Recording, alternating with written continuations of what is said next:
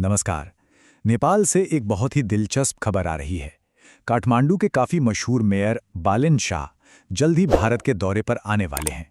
अब देखिए, ये किसी मेयर का कोई मामूली दौरा नहीं है, बल्कि ये भारत और नेपाल के उन रिश्तों में एक बहुत बड़े बदलाव का इशारा हो सकता है, जो काफी लंबे समय से आप जानते हैं तनाव में रहे हैं। तो चलिए आज इसी पूरे मामले की तह तक चलते हैं। तो आज हम क्या क्या देखने वाले हैं। सबसे पहले तो यही जानेंगे कि नेपाल के ये रैपर से मेयर बने नेता आखिर हैं कौन। फिर हम देखेंगे कि पिछले 20 सालों से डिप्लोमेटिक लेवल पे क्या उतार चढ़ाव आए हैं। चीन के एंगल क्या है, मतलब the shadow of the dragon, उसको भी समझेंगे। और भारत के साथ नेपाल का जो एक मजबूत कनेक्शन है उसको भी एनालाइज करेंगे। और हाँ, सबसे आखिर में देखेंगे कि अब आगे क्या हो सकता है। तो यहाँ सबसे बड़ा सवाल क्या उठता है? सवाल यह है कि क्या एक 35 साल का रैपर इंजीनियर 20 साल पुरानी एक डिप्लोमेटिक प्रॉब्लम को सुलझा सकता है? यही सवाल आज की इस पूरी कहानी का कह सकते हैं केंद्र है। तो चलिए शुरू करते हैं पहले हिस्से से। बात करते हैं नेपाल के इस रैपर से मेयर बने नेता की और समझते हैं कि उनका अप्रोच इतना रैडिकल क्यों माना जा रहा है। तो आखिर हैं कौन ये बालिन शाह? उम्र है सिर्फ 35 साल। प्रोफेशन से एक रैपर हैं, एक इंजीनियर भी हैं। और मजे की बात यह है कि उन्होंने पढ़ाई भारत से ही की है और अब वो काठमांडू के मेयर हैं और वहां काफी पॉपुलर भी हैं।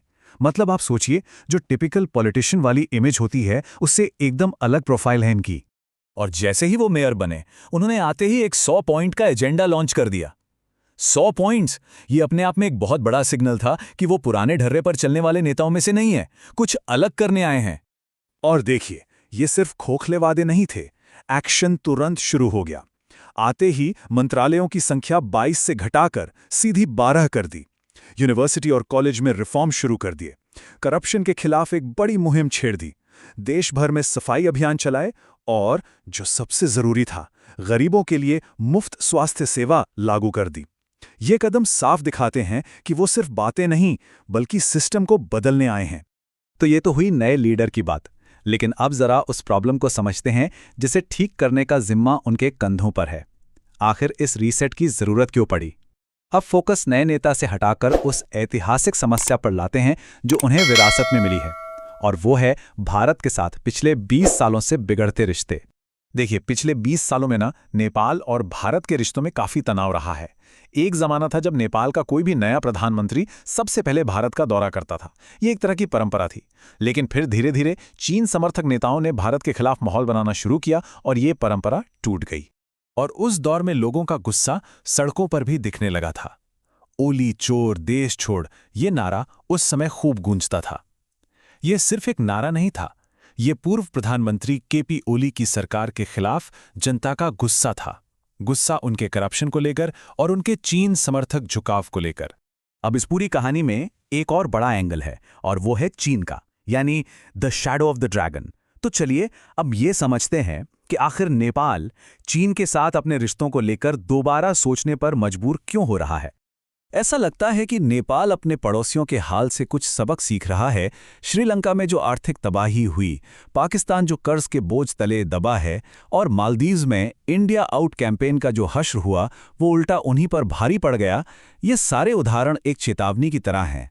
और शायद बालिन शाह जैसे नए नेता ये देख रहे हैं कि चीन का इन्वेस्टमेंट अक्सर देशों को कर्ज और अस्थिरता की तरफ ही ले जाता है। हो सकता है इसी वजह से वो एक ज्यादा प्रैक्टिकल रास्ता चुन रहे हैं। तो फिर चीन से दूरी और भारत से नजदीकी क्यों? इसकी कुछ बहुत ही प्रैक्टिकल वजह हैं। कुछ ऐसी जमीनी हकीकतें हैं जो नेपाल को भारत से जोड़ती हैं और जिन्हें कोई भी सरकार नजरअंदाज नहीं कर सकती। ये कनेक्शन कितना गहरा है, जरा इस पर गौर करते हैं। इकोनॉमी की बात करें तो नेपाल की करेंसी भारतीय रुपए से जुड़ी हुई है। अब जरा ज्योग्राफी देखिए।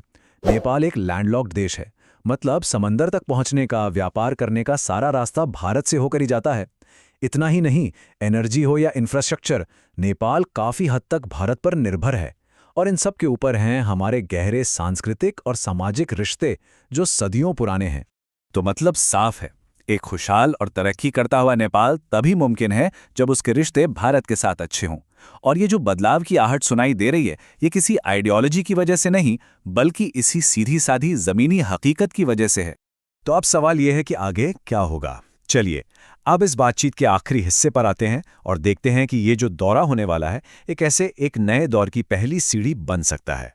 अगर हम तुलना करें तो फर्क साफ नजर आता है। एक तरफ थे पिछले प्रधानमंत्री जैसे केपी ओली, जिन्होंने चीन से रिश्ते मजबूत किए और भारत के खिलाफ माहौल बनाया। उन्होंने भारत आने की परंपरा को तोड़ा।